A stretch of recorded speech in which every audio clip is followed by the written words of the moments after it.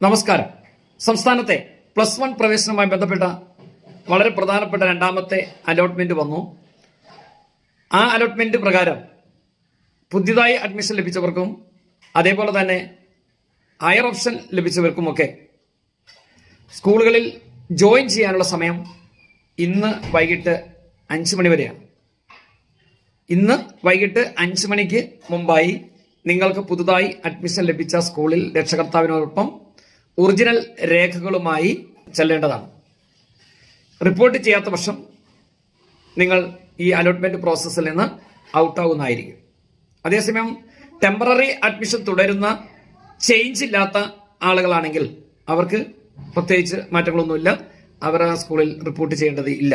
പുതുതായി admission ലഭിച്ചവരും higher option ലഭിച്ച് മാറ്റം വന്നവരുമാണ് ഇന്ന് ജോയിൻ ചെയ്യേണ്ടത്.